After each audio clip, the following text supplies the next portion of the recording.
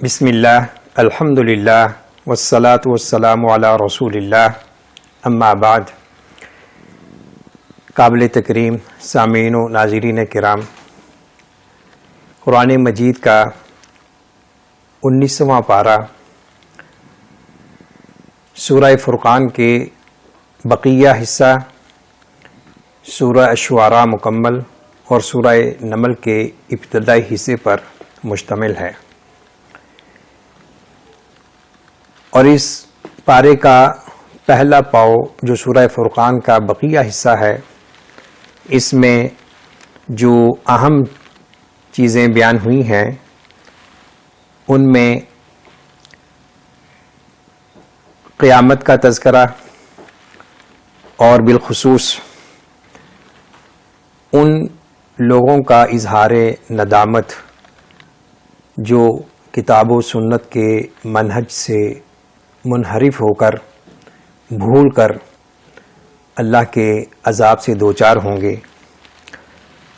توحید کے حوالے سے آفاق و انفس کے دلائل کا ذکر ہے. رسالت کے حوالے سے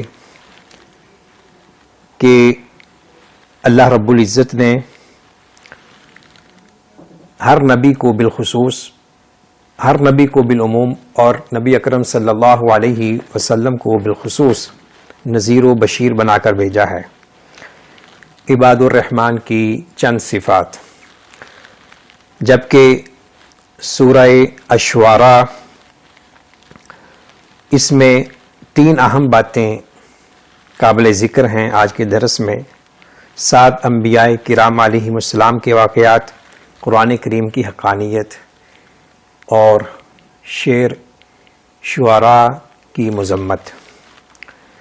سورہ نمل میں 2 اہم باتیں جس پر ہم بات کریں گے، صداقت قرآن حکیم اور قصہ سلیمان علیہ السلام.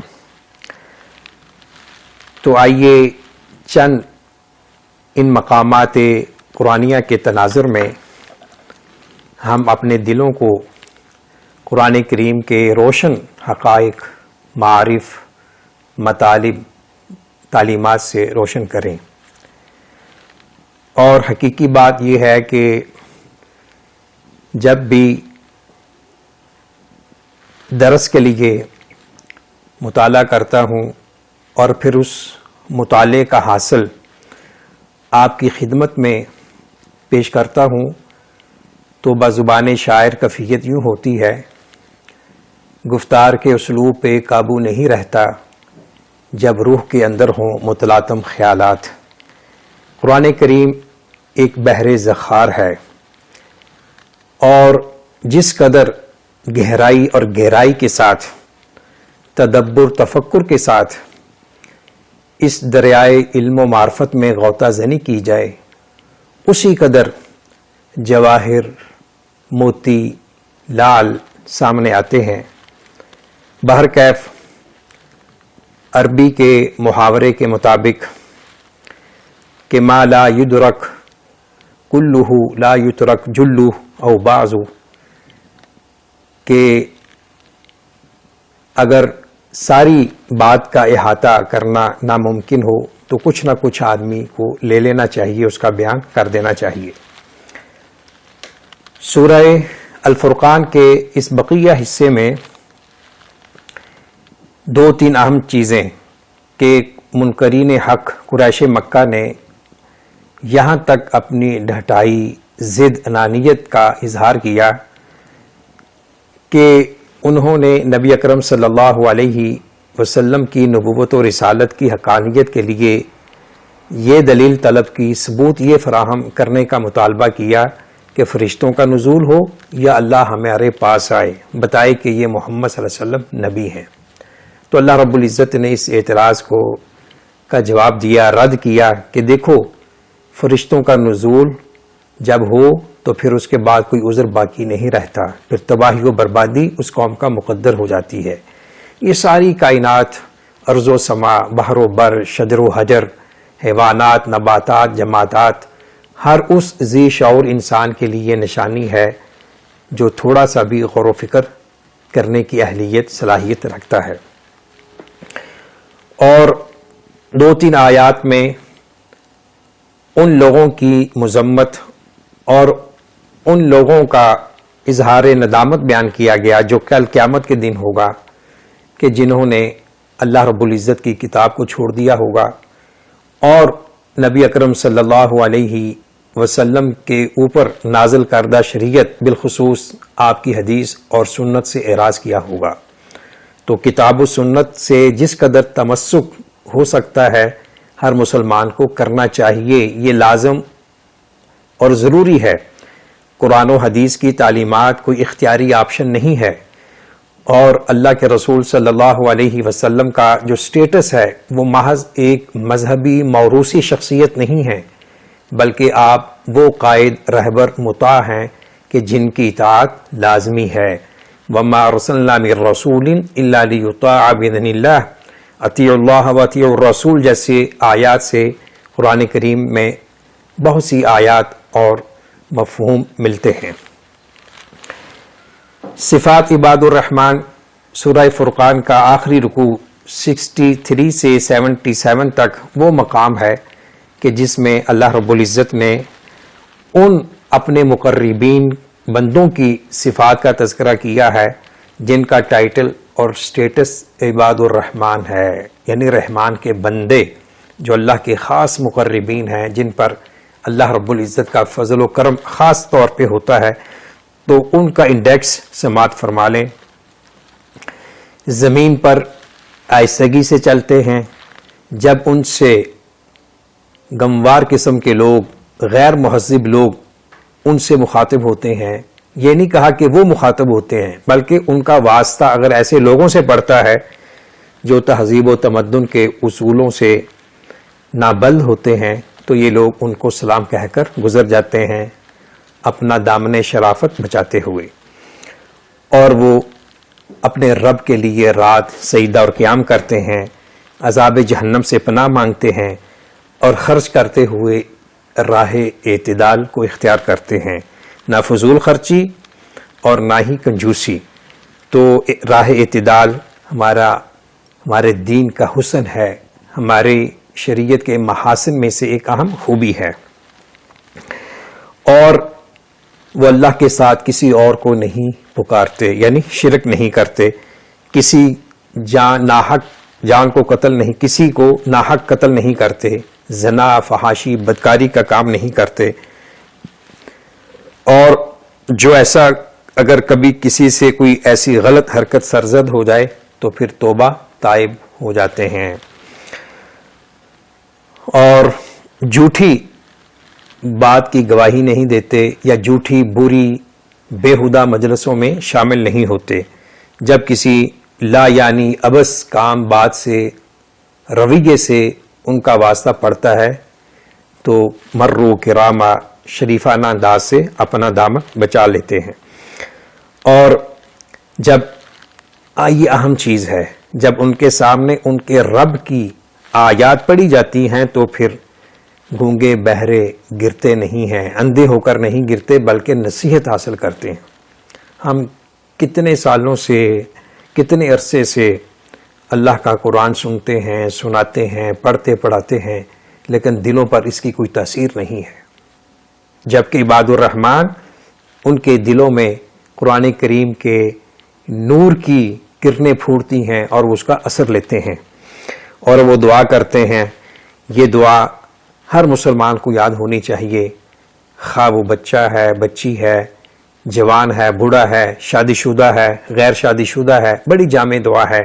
ربنا هب لنا من ازواجنا وذریاتنا قرۃ اعین واجعلنا للمتقین اماما۔ پھر اللہ تعالیٰ نے ایسے خوش قسمت عباد الرحمن سے اپنی جنت کا وعدہ فرمایا ہے۔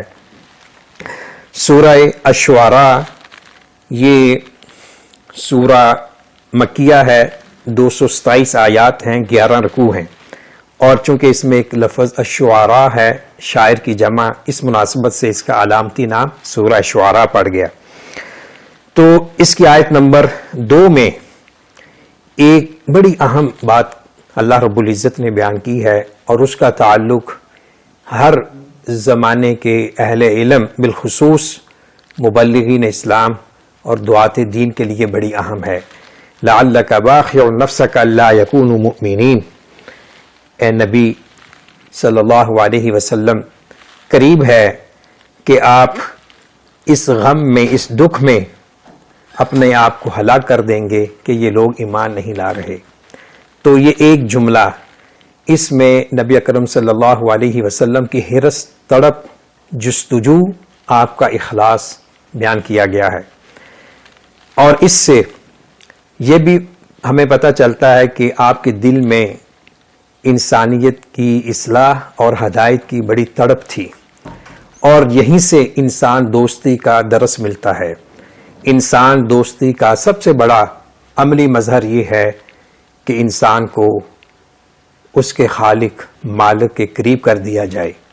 وہ انسان جو اللہ کا باغی بنا ہوا ہے، اللہ کا نافرمان ہے، اللہ کے سامنے وہ اپنی فکر، اپنا نظام، اپنا سسٹم، اپنی پالیسیاں چلانا چاہتا ہے، اس انسان کو اس کا بھولا ہوا سبق یاد دلا کر صرف اور صرف ایک اللہ کی عبادت کی طرف اس کو لگا دیا جائے. یہ انسان دوستی کا عملی مظہر ہے.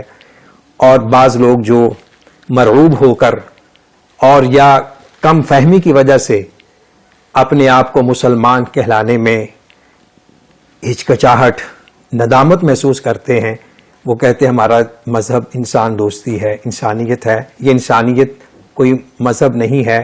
دین و مذہب صرف اور صرف اسلام ہے. ان الدین عند اللہ الاسلام. البتہ اسلام یہ چاہتا ہے کہ ساری نو انسانیت اللہ کی عبادت گزار بن جائے. 7 حضرات انبیاء علیہم السلام کے واقعات ہیں، اور ان میں جو ہم سب کے لیے نصیحت ہے وہ 2-3 جملے جو بار بار اس صورت میں ریپیٹ کیے گئے ہیں. انی لکم رسول امین فاتقوا اللہ واطیعون وما اسألکم علیہ من اجر ان اجری الا علی رب العالمین. ان آیات کا مفہوم یہ ہے جو تکرار کے ساتھ اس صورت میں مذکور ہیں کہ حضرت نوح علیہ السلام سے لے کر حضرت صالح علیہ السلام تک، اور پھر نبی جینا محمد صلی اللہ علیہ وسلم، یعنی جن حضرات انبیاء علیہ السلام کا یہاں ذکر ہے، ان سب نے اپنی نبوت و رسالت کے ثبوت کے طور پر 2 چیزیں پیش کی. ایک یہ کہ ہم تمہارے درمیان ایک امانت دار انسان ہیں، رسول امین، کہ اللہ کی طرف سے ہم پیغمبر ہیں لیکن امانت دار ہیں. ہم تمہارے درمیان ایک زندگی گزار چکے ہیں. امانت، دیانت کے حوالے سے آپ ہمیں اچھی طرح جانتے ہیں. ہم نے کبھی کسی کے ساتھ خیانت، بددیانتی نہیں کی. تو گویا کہ انہوں نے اپنے کردار کو لوگوں کے سامنے پیش کیا.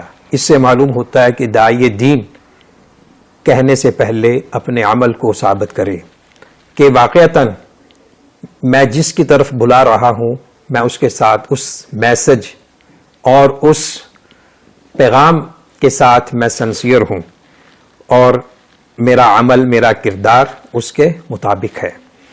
اور اسی چیز کو اللہ کے رسول صلی اللہ علیہ وسلم نے پیش کیا تھا ان الفاظ میں سورہ یونس کی آیت فَقَدْ لَبِثْتُ فِيكُمْ عُمُرًا مِّن قَبْلِ أَفَلَا تَعْقِلُونَ. دوسری اہم چیز وَمَا أَسْأَلُكُمْ عَلَيْهِ مِنْ أَجْرٍ إِنْ أَجْرِيَ إِلَّا عَلَى رَبِّ الْعَالَمِينَ، کہ میں جو تمہیں اللہ کی طرف بلا رہا ہوں، میرا کوئی ذاتی مفاد، کوئی شخصی منفعت میرے پیش نظر نہیں ہے. میں صرف تمہاری خیر خواہی چاہتا ہوں، اور یہ بے غرض خیر خواہی ہے. میں تم سے کسی قسم کا سٹیٹس، جاہ و منصب کا طلبگار نہیں ہوں. میرا اجر اس اللہ کی طرف سے ہے، اس اللہ سے میں نے لینا ہے جو رب العالمین ہے. قیامت کے دن اللہ مجھے میری سٹرگل، میری محنت کا اجر دے گا. مجھے تم سے کوئی سروکار نہیں ہے. تو انہوں نے اپنی بے لوثی کو ثابت کیا. آج بھی ضرورت اس بات کی ہے کہ جو بھی اللہ کی طرف بلانے والا ہے وہ اپنے اس مشن میں مخلص ہو. اپنے اس مشن میں وہ کوئی اور مادی دنیاوی غرض و غائد کو سامنے نہ رکھے. جس قدر خلوص ہوگا اسی قدر دعوت میں برکت ہوگی.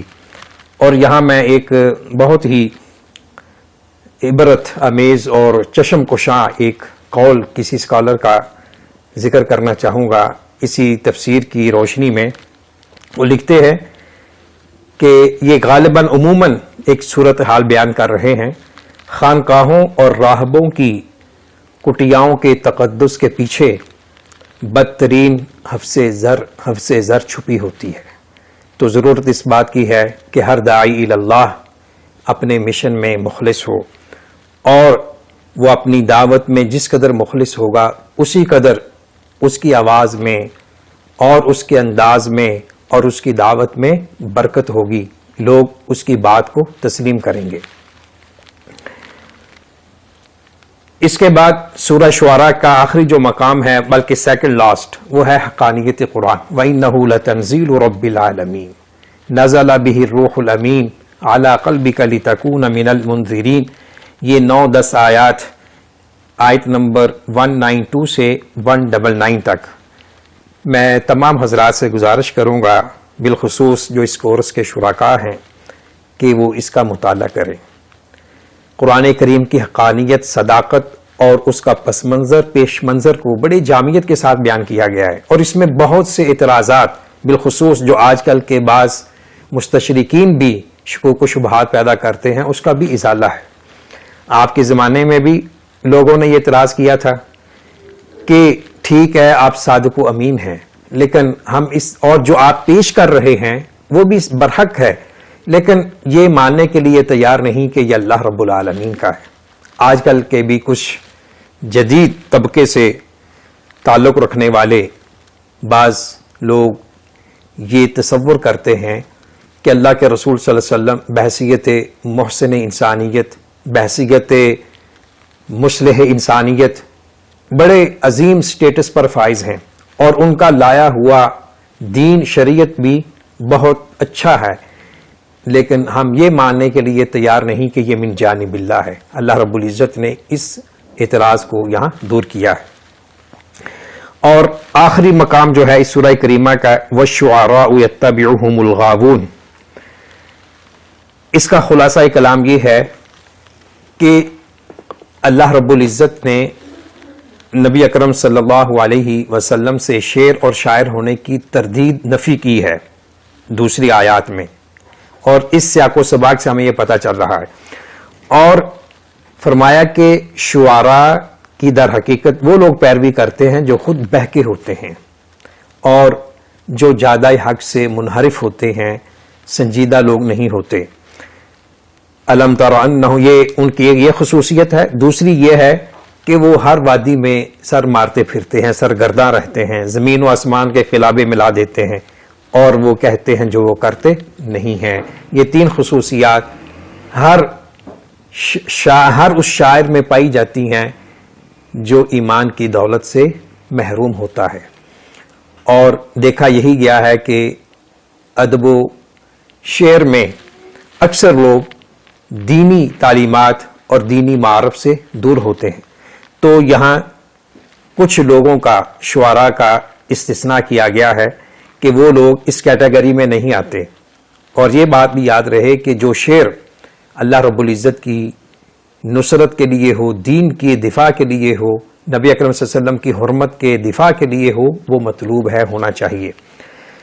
یعنی وہ لوگ جو ایماندار ہیں، عمل صالح اختیار کرتے ہیں، اللہ کا ذکر کثرت سے کرتے ہیں، اور مظلوم لوگوں کی حمایت کرتے ہیں. تو ان اوصاف سے متصف جو شاعر ہے وہ محبوب ہے، مطلوب ہے، اور وہ اللہ کے ہاں بڑا اس کا مقام و مرتبہ ہے. سورہ النمل، یہ سورت مکیہ ہے، 93 آیات ہیں، 7 رکوع ہیں، اور اس کا جو ابتدائی حصہ ہے یہ عظمت قرآن پر مشتمل ہے. پہلی آیات اور اس مقام کو جوڑتے ہوئے یہ ایک جملہ، وَإِنَّكَ لَتُلَقَّى الْقُرْآنَ مِن لَدُنْ حَكِيمٍ عَلِيمٍ، کہ آپ کو جو قرآن دیا جا رہا ہے یہ اس ذات باری تعالیٰ کی طرف سے نازل کردہ ہے جو حکمت والا ہے، علیم ہے، جس کے سامنے ماضی، حال، مستقبل، غائب، حاضر سب برابر ہے. تو وہ اللہ حکمتوں والا ہے، علم والا ہے اس کی کتاب پر اعتماد کیجئے، اس پر ایمان لائیں۔ موسیٰ علیہ السلام کے واقعہ کا ذکر ہے۔ اس کے بعد چند منٹ قصہ سلیمان علیہ السلام پر فوکس کرنا چاہوں گا۔ سلیمان نبی اللہ خانوادہ نبوت و رسالت کا ایسا چشم و چراغ ہیں کہ جن کا سلسلہ نسب حضرت یعقوب علیہ السلام تک پہنچتا ہے۔ یہ خود بھی وقت کے نبی ہیں، بادشاہ ہیں، اور ان کے والد محترم داؤد علیہ السلام بھی نبوت و رسالت کے مقام پر فائز اور وقت کے بہت بڑے بادشاہ تھے۔ یہ دونوں باپ بیٹا، ان کے خصائص امتیازات میں سے ہے کہ جو اللہ نے ان کو اعزازات بخشے ہیں کسی اور نبی کو نہیں دیے۔ بالخصوص سلیمان علیہ السلام کو اللہ نے منطق الطیر کا علم عطا کیا، پرندوں، چرندوں، حیوانات کی بولیاں سمجھتے تھے، اور یہ علم اکتسابی یا کسبی نہیں تھا، وہبی تھا، یعنی اللہ رب العزت کی دین تھی اور بطور اعجاز ان کو عطا کیا گیا تھا۔ اسی طرح تسخیر ریاح، ہواؤں پر ان کا کنٹرول تھا، اور جمال حیوانات اور جنوں پر ان کا کنٹرول تھا۔ اللہ رب العزت نے ان کو ایک بے مثال اور بے نظیر مقام و مرتبہ عطا کیا تھا۔ اس سب کچھ کے باوجود ان میں عاجزی تھی، تشکر و امتنان کے جذبات و احساسات تھے، اللہ پر ایمان تھا۔ یہ چیز ان کو دوسرے بادشاہوں سے ممتاز کرتی ہے۔ تو یہاں چیونٹیوں کے وادی کا ایک ذکر ہے کہ آپ کا لاؤ لشکر اپنے فوجیوں کے ساتھ اور رند پرند اور دیگر مخلوقات کی جلب میں جا رہا تھا، تو ایک ایسی وادی سے گزر ہوا کہ جہاں چیونٹیوں کی کثرت تھی، یہ حقیقی چیونٹیاں تھیں۔ یہاں یہ بات بھی بیان کرتا چلا جاؤں کہ جو معجزات ہوتے ہیں اس کی نہ تعویل کی ضرورت ہے، نہ تحریف کی ضرورت ہے، اور نہ اسے بیان کرنے میں کسی قسم کی خفت کا سامنا کرنا چاہیے۔ یہ اللہ کی طرف سے ہوتے ہیں، من جانب اللہ ہوتے ہیں، انسان کی قدرت سے باہر ہوتے ہیں۔ تو اللہ جسے یہ چاہے معجزات عطا کر دے، اس پر ایمان لانا ضروری ہوتا ہے۔ تو نملہ نے کہا، یعنی چیونٹی نے، کہ اپنی بلوں میں گھس جاؤ۔ سلیمان علیہ السلام اس کی بات کو سمجھ گئے اور ہنس پڑے۔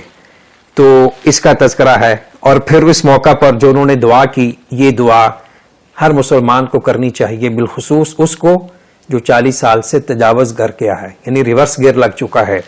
ربی اوزعنی ان اشکر نعمتک التی انعمت علی وعلی والدی وان اعمل صالحا ترضاہ وادخلنی برحمتک فی عبادک الصالحین۔ سورہ احقاف میں بھی ملتے جلتے الفاظ کے ساتھ یہ دعا موجود ہے۔ پھر اس کے بعد ہدہد کا واقعہ کا ذکر ہے کہ ہدہد غائب ہو گیا، تو حضرت سلیمان علیہ السلام کو غصہ آیا اور کہا کہ میں تجھے سخت عذاب دوں گا، یا اسے عذاب کر دوں گا، یا پھر وہ واضح دلیل لائے۔ اس سے بھی ان کا تحمل سامنے آتا ہے کہ اگر وہ اپنی غائب ہونے کا کوئی عذر پیش کر دے تو میں اسے معاف کر دوں گا۔ تو پھر وہ آیا اور اس نے بتایا کہ میں ایک سبا نامی بستی سے گزر رہا تھا، وہاں ایک قوم کو دیکھا کہ وہ وہاں ایک قوم کی جو قیادت ایک عورت کر رہی ہے، اور بہت ان کو اللہ نے عزت اور عرش عظیم دیا ہوا ہے، لیکن حیرت ناک بات یہ ہے کہ وہ قوم اللہ کو چھوڑ کر سورج کی پوجا کر رہی ہے۔ آپ دیکھیں اس ہدہد کے شعور میں بھی شرک کی سنگینی اور قباحت کا ادراک موجود ہے۔ تو خیر سلیمان علیہ السلام نے کہا کہ اچھا، تو یہ خط لے کر جاؤ، پھر میں دیکھتا ہوں کہ تم اپنی بات میں کتنا سچے ہو۔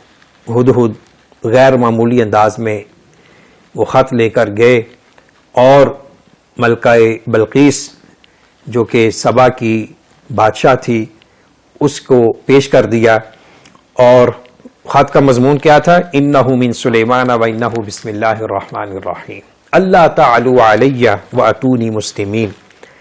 یہ وہ حکمران کی طاقت اور قوت جس کا ایمان اللہ کی ذات پر ہوتا ہے، جس کا اعتماد، جس کو اللہ رب العزت کی قدرت کاملہ پر مکمل بھروسہ ہوتا ہے وہ دنیا کی کسی طاقت سے نہیں ڈرتا۔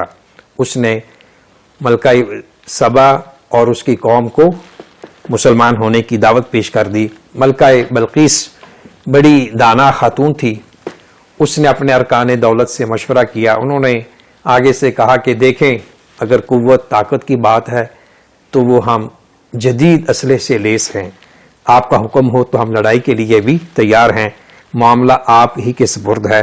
پھر اس نے بڑی عقل مند بات کہی کہ بادشاہوں کا یہ وتیرہ ہے کہ جب وہ کسی قوم پر قابض ہوتے ہیں، فاتحانہ انداز میں آتے ہیں تو بستیوں کو خاکستر کر دیتے ہیں، فتنہ و فساد پھیلاتے ہیں، باعزت لوگوں کو ذلیل و رسوا کرتے ہیں۔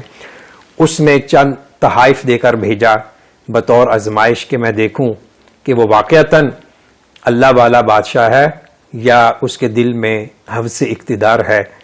تو سلیمان علیہ السلام کے پاس تحائف آتے ہیں تو آپ ان تحائف کو ریجیکٹ کر دیتے ہیں، قبول نہیں کرتے، کہتے ہیں کہ مجھے یہ چیز نہیں چاہیے، میں صرف یہ چاہتا ہوں کہ تم صرف اللہ کے مطیع و فرما بردار بن جاؤ، میرے پاس جو اقتدار ہے اختیار ہے اللہ کی نعمتیں ہیں وہ اس سے بڑھ کر ہیں۔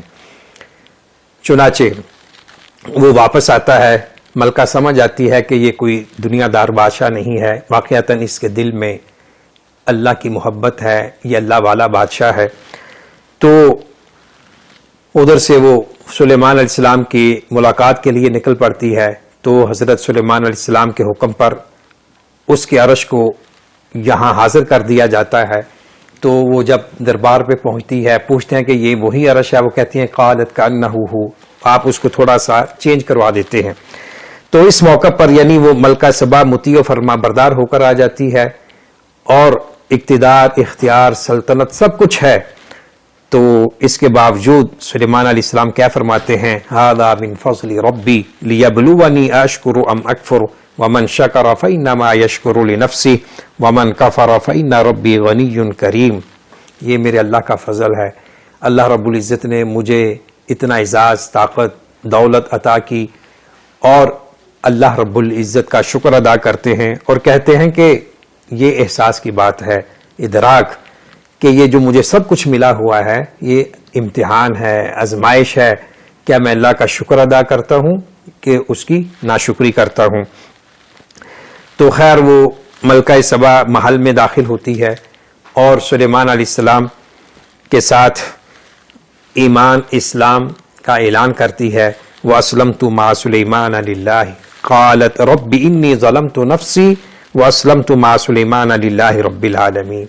میں نے اپنے آپ پر ظلم کیا، اب مجھے حقیقت کا پتہ چل چکا ہے تو میں سلیمان علیہ السلام کے ساتھ اللہ پر ایمان لاتی ہوں جو تمام جہانوں کا رب ہے۔ قصہ سلیمان علیہ السلام اس قدر جامع ہے کہ اہل علم نے اس پر مستقل کتابیں بھی لکھی ہیں۔ تو میں آپ سے یہ ریکویسٹ کروں گا کہ کم از کم ایک بار اس قصے کو ترجمے کے ساتھ پڑھیں اور غور و فکر کے ساتھ پڑھیں۔ اس واقعہ میں اہل اقتدار کے لیے بھی بڑے پند و نصائح ہیں، طلباء کے لیے بھی اور عوام الناس کے لیے بھی اور ان لوگوں کے لیے بھی جو اللہ کو بھول کر شرکیات خرافات میں مبتلا ہو جاتے ہیں، ان لوگوں کے لیے بھی جو اپنے اقتدار اختیار کو ہمیشہ کے لیے سمجھتے ہیں کہ اب ہم نے یہی دنیا میں رہنا ہے۔ اقتدار اختیار زوال پذیر چیز ہے اور اس اقتدار اختیار سے وہی انسان سعادت اور نجات حاصل کرتا ہے جو اپنی حکمرانی کو، اپنی سلطنت کو اللہ رب العزت کی شریعت کے نفاذ کے لیے استعمال کرے، لوگوں کو اللہ کے ساتھ جوڑے، نہ کہ وہ اپنی ذات اور شخصیت کے ساتھ جوڑے۔ اللہ رب العزت سے دعا ہے اللہ تعالی ہمیشہ ہمارے دلوں کو نور کتاب و سنت سے منور فرمائے۔ وآخر دعوانا ان الحمد للہ رب العالمین۔